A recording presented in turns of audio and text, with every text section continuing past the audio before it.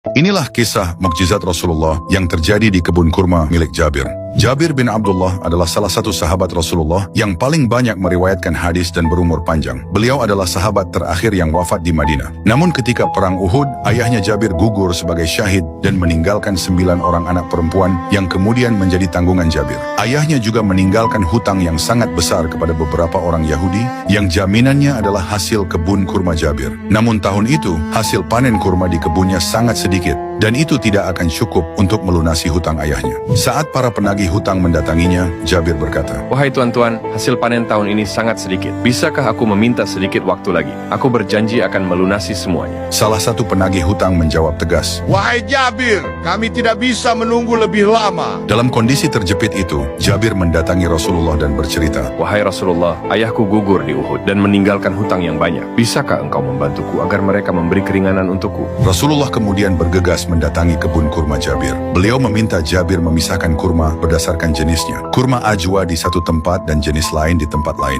Rasulullah kemudian berjalan mengelilingi gundukan kurma tersebut sebanyak 3 kali, lalu beliau duduk di dekat gundukan tersebut dan berdoa. Setelah selesai, Rasulullah berkata kepada Jabir, "Panggillah para penagih hutangmu dan takarlah kurma ini untuk mereka."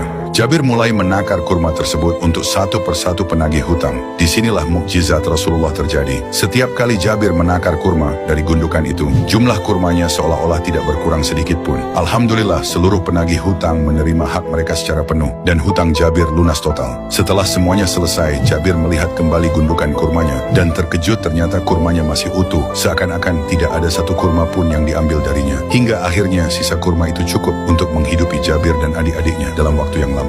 Wallahu a'lam bishawab. Allahu akbar.